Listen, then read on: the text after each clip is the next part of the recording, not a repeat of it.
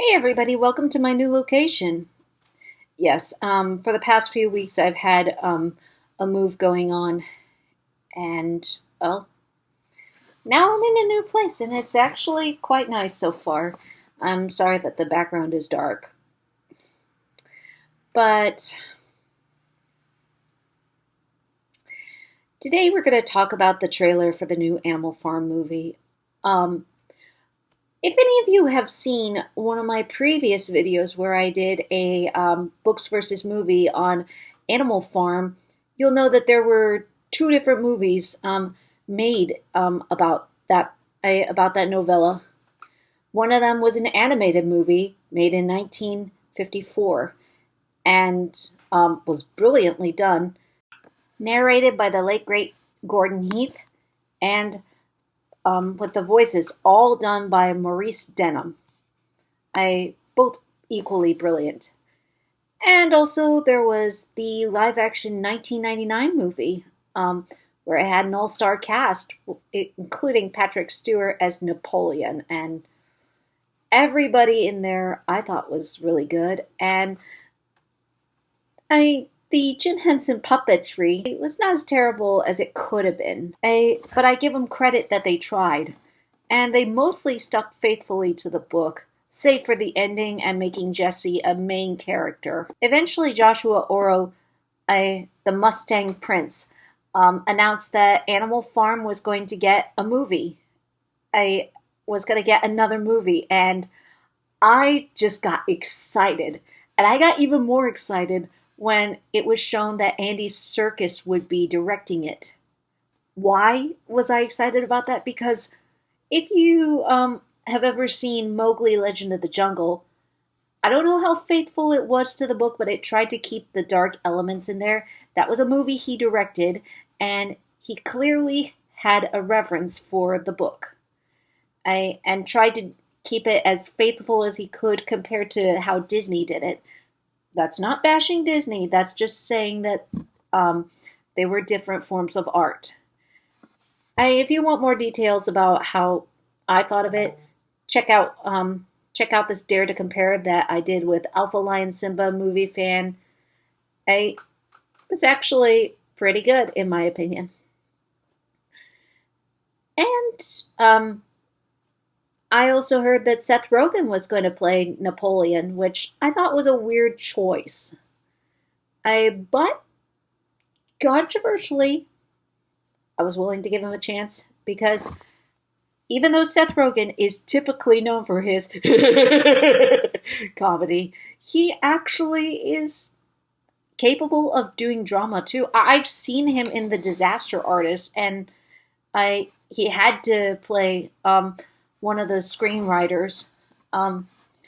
So he's capable of doing drama. Maybe he could play a villain. Maybe. Though, thinking more about it, maybe he should have played Squealer. I mean, I already hate that little porker, but, you know, he might have fit better as Squealer.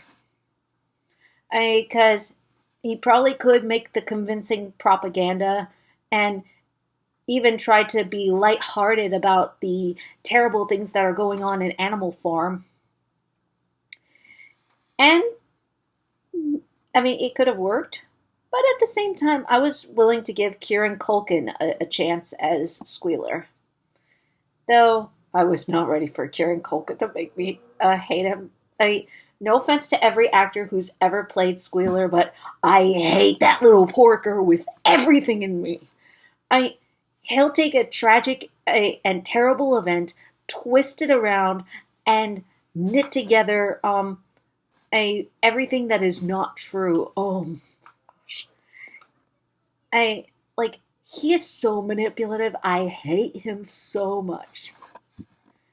But he's meant to be hateable. So I figured maybe that's the kind of role that Seth Rogen would play as Napoleon, the kind of character that pulls out the rug from under you, going, "I'm the bad guy, by the way." But you thought that I wasn't the whole time. I that would have been interesting, but at the same time, anybody who's ever read the book like myself will always know that Napoleon's the bad guy. I And then a few weeks ago, the trailer came out and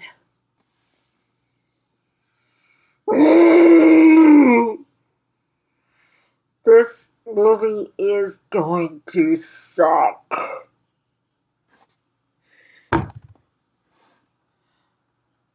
What the heck, Andy Serkis? What the heck?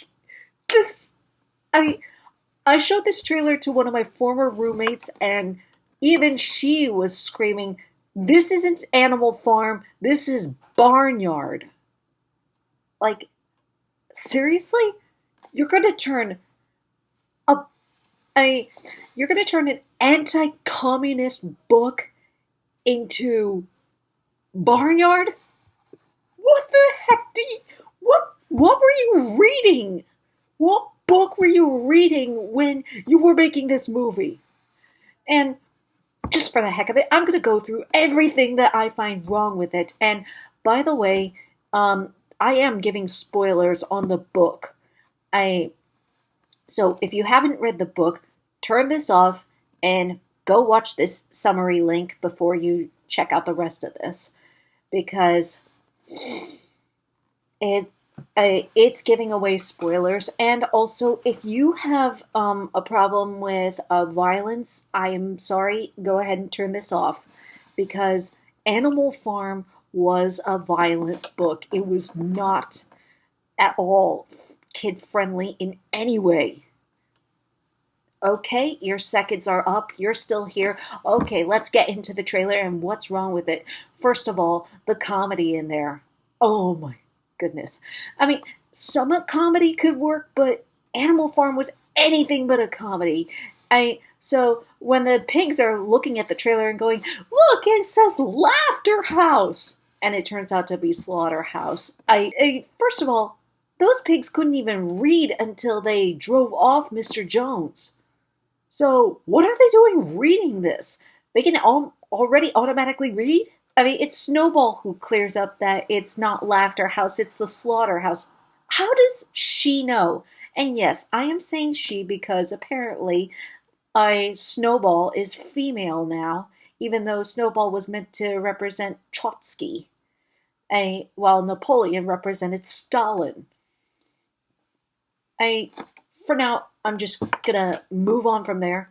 Those pigs were not able to read before they drove off Mr. Jones. Also, why is Mr. Jones slaughtering every single one of his livestock in there?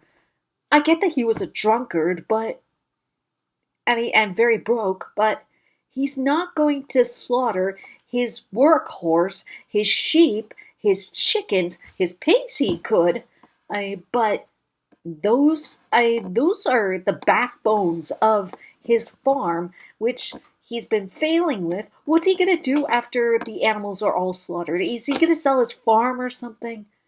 He was not literally gonna send all of his animals to be slaughtered.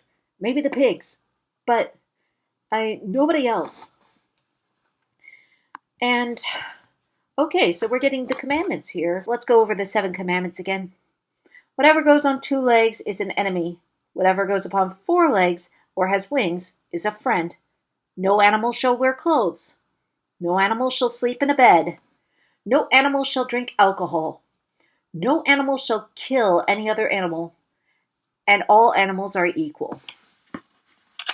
Okay, so so their commandments so far: 4 legs good, 2 legs bad. The cartoon did it too, but we'll let it pass.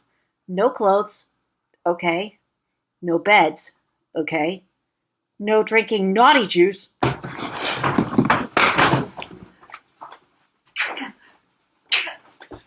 Is it really too much to say no alcohol? Really? Naughty juice? Is it really, really, really too much to even be remotely honest with kids? I get it, you're not doing this to kids, but good grief, Animal Farm was never meant to be kid-friendly. What the heck are you doing?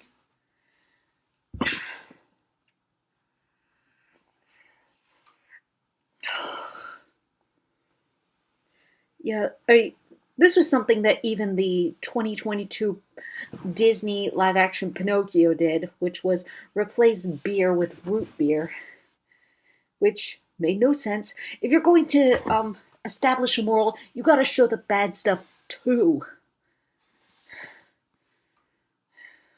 Kids are not stupid, and you're treating them like this. Also, the animals are somehow okay with the humans watching them work. I mean, that was in the final chapter, one. And two, they hated humans. Yeah, the pigs engage in trade with the humans, but I mean, while they were breaking the commandments little by little, but seriously, they're okay with being put up as a county fair and the humans watching them work. Um, what happened to your first two commandments, which was four legs good, two legs bad? Heck, you have the sheep chant it: four legs good, two legs bad. And the animation can be good at times, but oh gosh, that kid that says "oh, so cute" is actually very creepy looking. And apparently, we're turning Pilkington, or we're turning Mr. Pilkington into Miss Frida Pilkington. I'm not going to comment about that part for now, but and Glenn Close is a very, very great actress, but Frida Pilkington, Pilkington is the villain? Why is Pilkington the villain? Why would she want the farm? What is it going to benefit for her? What scheme is it going to complete to take the farm? And why would Napoleon just go with it? Isn't he like supposed to mastermind the humans as much as the animals do? And again, we're making her the bad guy? First of all, Napoleon was the bad guy. The pigs were all the bad guy. Yes, including Snowball. Snowball was also counting as the bad guy because he was just as manipulative. He was less he was less bad than Napoleon, but still he was not a good character either. Again, he's Trotsky. And that brings to my second point. Why are we having Frida Pilkington be the villain? Again, she's supposed to represent the Allies. The Allied countries during World War II, including England and America. In fact, she's supposed to be a combination of Winston Churchill and then President Franklin D. Roosevelt, who allied with Russia when taking down Hitler. And speaking of which, that's the third thing. Mr. Frederick should have been the bad guy. He's the one that's supposed to represent Hitler in Germany. And even in the book, it's described that he's very sadistic, flogging an old horse to death, threw his dog into a furnace alive, starved his cows, and forced his roosters to fight to the death with razors tied to their legs for his own pleasure. There's your bad guy! There's your bad guy! Not Pilkington. Pilkington wasn't a good character in the book either. Nobody technically was a good character other than Boxer. But seriously, Frederick should have been your bad guy. I hate when this happens. This movie flat out gives away the ending of the book. And how do I mean by that? In the original book, the big shock was that pigs transition over the course of the novella from pigs into humans, so that by the end, there's no distinguishing between the two. And in the trailer, you see Napoleon riding a Ferrari, wearing clothes, and and little Lucky, yes, that's the piglet's name, standing on his hind legs easily. That was a struggle for the pigs. And you gave away you gave away some of the crucial endings of the original book. You're not supposed to do that. And the title captions say in there, it's time to stand up and fight. Are we talking about the Battle of the Cowshed, the Battle of the Windmill, or is there a third battle in the making? I I'm guessing it's the latter because the Battle of the Windmill and the Battle of the Cowshed were two crucial battles in the novella. But I'm guessing we're going to neglect those. I and the narrator has the audacity to call this a cautionary tale right after announcing the title. In what universe have you made this movie a cautionary tale? You have lost the right to that so far. I Because this is a heavily dumbed down version of the original book, and you even say recommended for ages 11 and up. Give me a break. Parents are going to take their kids to see this that are 10 and under because you have made this trailer look like something out of Barnyard. I and I am not thrilled with this. I am totally not thrilled with this. You don't do this to Animal Farm. I was excited when Andy Serkis was announced to be the director because I thought if anybody, any director out there would respect the works of George Orwell, it would have been him. It would have absolutely been him. And this looks nothing like George Orwell's book, just only a few lines and a few right, and a few words from the title screen and the title itself. This does not look anything like Animal Farm. And I'm already hearing reviews from Pete Hammond of Deadline saying, gorgeously animated version is not outwardly trying to be political, but nevertheless is uncannily meeting its time and proving a little too close to comfort to America's drift from authoritarianism. Raphael Montemayor of IGN noted that Serkis's shifts George Orwell's category from Stalinism to modern corporate corruption, trading in a dystopian tone for something a little more uplifting. And though he praised the visuals and the cast, he felt like that the adaptation had lost some teeth compared to the novel. Tim Robley of the Daily Telegraph. A Trump-era makeover for this classic is totally misjudged from terrible songs to toilet humor. Wendy Ide of Screen International. While it may struggle to satisfy die-hard Orwell purists, the film takes a political stance and delivers an empathetic message of celebrating equality and power of the collective. I don't believe it. I don't believe it. I mean, maybe the trailer is trolling us. I'd like to think so, but I am not believing it because most of the time nowadays, trailers give away everything. I mean, especially when they're kids' movies. Pixar and DreamWorks were the only trailers that I knew for a time that did not give away anything and kept everything vague. This doesn't. With that in mind, I'm going to have a little fun and come up with ending predictions for this movie. And I'm doing it based off of what Wikipedia says about it. I mean, of the clues that Wikipedia says about it, like coming of age plot that introduces characters such as a piglet named Lucky, a piglet torn between Napoleon and Snowball's teachings. So this is mostly focused on Lucky, while Animal Farm is supposed to happen around him. Well, I know that this movie's going to have a solid ending, that there's going to be no bleak ending, because, well, movies rarely do that. So, with that in mind, here are some of my guesses about how this movie's going to end. The first one. Snowball comes back from exile, leads a rebellion against Napoleon and Pilkington, leading Lucky to ultimately choose to side with Snowball, with the moral being good guys always win, or maybe even feminine good, masculine bad. Number two, Snowball's rebellion against the humans succeeds. And Lucky redeems Napoleon and Squealer, and the movie closes out with a pop song and a huge dance party. And in the after credits, Pilkington is seen creating Big Brother and her new empire of Oceania.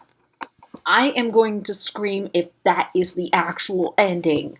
I swear, I will be angry if that is the actual ending. The third one. During the fight with the humans, Lucky tries to snap Napoleon out of his evil ways and tries to remind him that there's good in him. Napoleon resists at first, causing Lucky to leave him while saying, "You know, you're just like the humans." During the fight, when it seems like all will be lost, Napoleon and Squealer come charging in, somehow saving the day. Maybe even Squealer does that bad parking job in the trailer. And Napoleon reconciles with Snowball. And the fourth thing, this was more in between the movie guesses, like Old Major and Boxer don't die. Maybe in the after credits, Mr. Frederick stands for a portrait becoming Big Brother. And maybe some animal cries out, hashtag free animal farm. I am so going to be mad if either of those are the actual endings, because Animal Farm, I mean, there's no reconciliation between Snowball and Napoleon. And in real life, there was no reconciliation between Trotsky or Stalin, because you know what? Stalin ordered the execution of Trotsky and succeeded. Unlike in the book, he actually succeeded in killing Trotsky. So, if they dare have Snowball and a Napoleon reconcile, I am going to scream my head off. Which ending do you think that this movie will go for? And please, go ahead and give spoilers, because at this point, I don't care. And clearly, this movie doesn't care either. In fact, movies that once celebrated adaptations are now saying, faithful adaptation good, soulless corporate product better. Faithful adaptation good, soulless corporate product better. Faithful adaptation good, soulless corporate product better.